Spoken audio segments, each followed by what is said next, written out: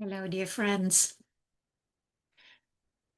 We have been so deeply programmed to believe that what we see, hear, taste, touch, and smell through our five physical senses, that is all there is. And for most people, it is so difficult to imagine anything beyond that. And that is for most people, for most of us, it's kind of like a barrier we need to move through so that we can open up to something other than we can experience through our five sense mind and the thoughts. And so a question is it even possible to imagine a life outside of the matrix? And again, I want to offer that question to you as an invitation to just see, what does that evoke in you? Can you imagine a life that is actually real, not just like a hope, but that's okay if that's where it starts. We want to kind of activate something. And, the imagination is wonderful because we do create through the images we entertain inside of us, even though we think it has nothing to do with us, what we see, hear, taste, touch, and smell. But it does. So, can you, I'm asking you really like sincerely, can you imagine a life outside of the matrix? Let's try that today. Let's see if that's possible. So what would that look like to you? Excuse me. What do you imagine? Or should we say, what do you hope?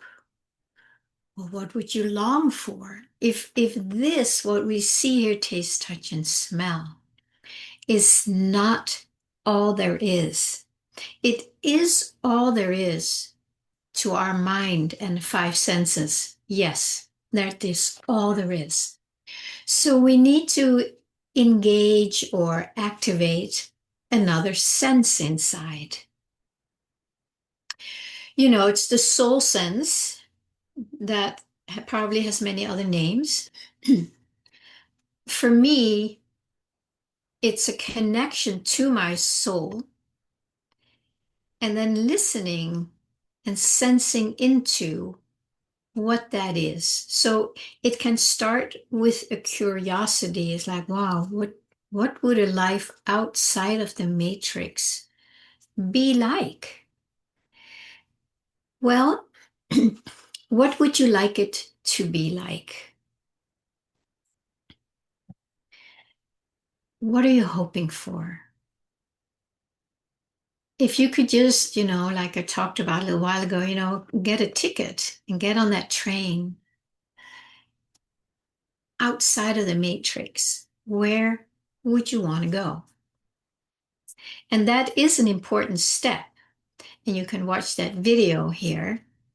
That is a very important step because most of us are just fighting and battling and blaming and complaining about the one we live in now. And that is just adding to the matter, the physical matter, the five senses. So it will not get you out. It will actually drive you deeper in.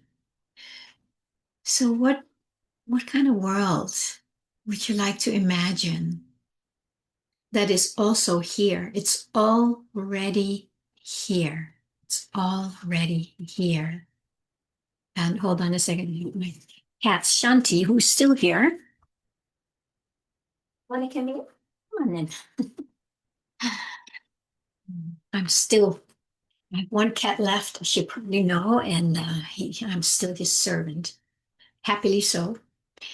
Um, so yeah, what would it feel like? Uh, what would you like it to be? This is such an important question, because once we know what we want, what we long for, what we're hoping for, then we can spend more and more time there.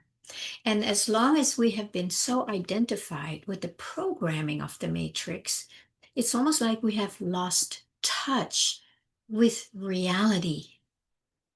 And I spell reality with a capital R because for most of us, the physical world is our reality, but it's spelled with a small r.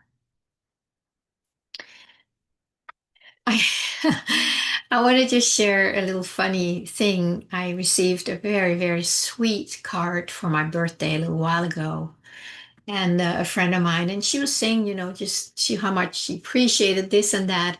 And then she also wrote, and my rose-colored glasses. First, I was like, what? Because that seems like kind of an undermining thing, right? And I know that some of my friends who are really uh, blind to what is going on in the world and what's going on beyond the world, they probably see me as a little weirdo, a little fluffy rose-colored glasses girl. So first I was like, what? And then I just took a breath. I was like, wow, this is actually pretty cool because those friends, they are really wearing their fair colored glasses. This is Shanti, who's usually behind me, and he's the one cat that I have left after Sasha made her crossing 2 days ago. Um, so the rose-colored glasses, once I really just took that in, I was like, yeah, that's actually true. Because when I have taken off my fear glasses and do so repeatedly, because the matrix, it keeps, putting on another suggestion that's scary. And I just have to take those fear glasses off so I can see through my natural rose-colored glasses. And what are rose-colored glasses? They are just, to me, it's like seeing through love. So maybe they're heart-shaped rose-colored glasses. And I'm actually happy to wear them, especially after that remark. So when you take off your fear glasses, and put on your heart glasses, rose colored, whatever color, where you start seeing more of what's actually real. That's what we long for. That's why the heart is so important. If we want to move on out of the matrix and into reality, into heaven on earth, into the field beyond right doing and wrongdoing.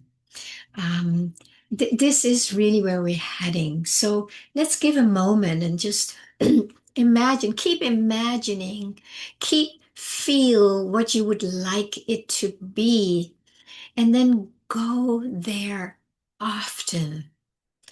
In that process, and of course, this is all my own experience too, we always run into these barriers that tell you, oh, it's pie in the sky. These are rose-colored glasses. This will never happen. Just look what's going on in the world. What good does it do to start focusing on your heart? There's going to be all these layers, and you can never have that. That's not possible for you. Maybe others can. Yada, yada, yada. That's all matrix hypnotic suggestions trying to stop us from going here, from taking off these fear colored glasses. That is its job because that is the only way it can survive. And we don't want it to survive anymore at the expense of what is truly here.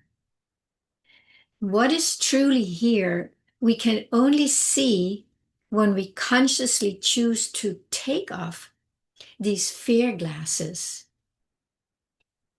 and then be curious. You can imagine you have rose colored on so you can start seeing things more beautifully.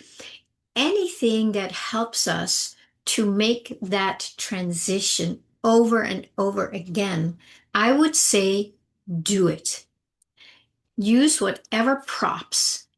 If you need to pray to somebody to help you make that transition, if that's, a prop or a middle step, do it. If you have to remind yourself of something about yourself, it could be just trying to eliminate or see beyond the belief that we're not good enough. It can never happen to me. Whatever it is, I'm not lovable. I don't deserve it. Right? Those are a lot of these layers.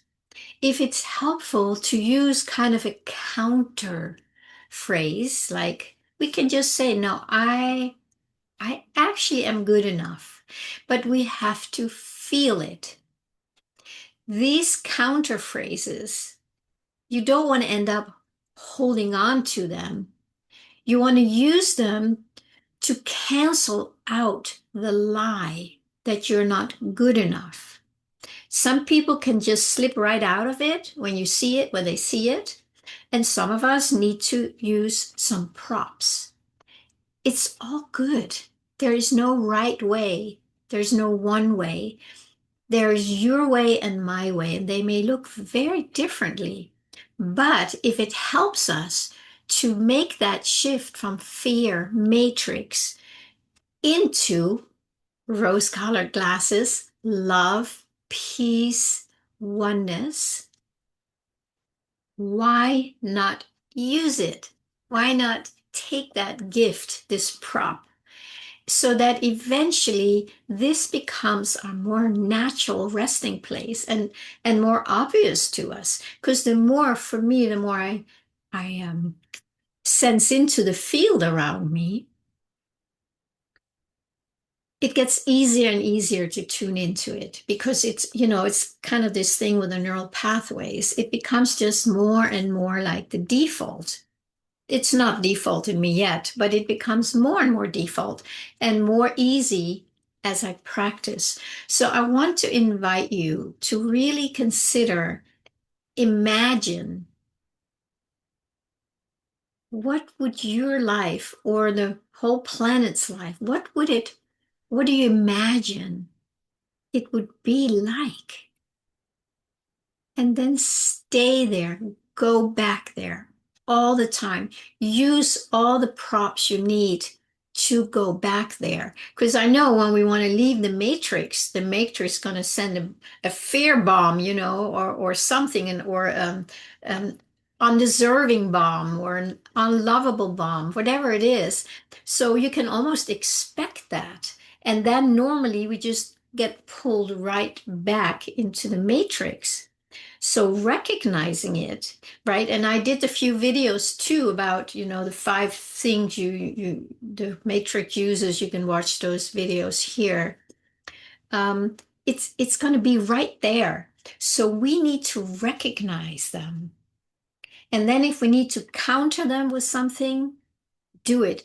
But it only will work if you can feel like a deeper letting go of the matrix and a deeper letting go into the longing, the heart, the rose-colored glasses. I really like that word now. It's becoming much more real, actually, and it's not an undermining statement at all. I think the world would be very different if we all would wear those, from here. So the love, the pink, the roses from the heart, they start coloring what we see instead of the matrix that keeps programming us. So take some time, after you watch this and just imagine, what world would you want to live in? What world is possible? Even though your might say it's not possible, don't listen to that. Listen to this one.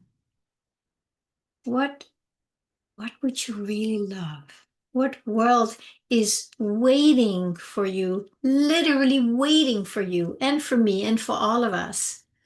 If we only go there, it's like you need to get on the train and go to where you want to be, who you want to be. And this is where we all want to be, even though the flavors may be different. Color might be a little different. the quality, doesn't matter. It's here. It's here. And you'll know what it is for you when you tune in and stay there.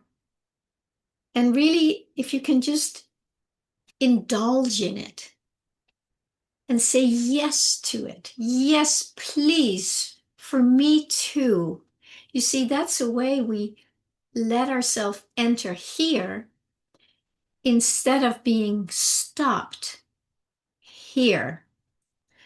Okay, so let's do our best to just practice imagining the world we want to live in and experience. And then start noticing what happens.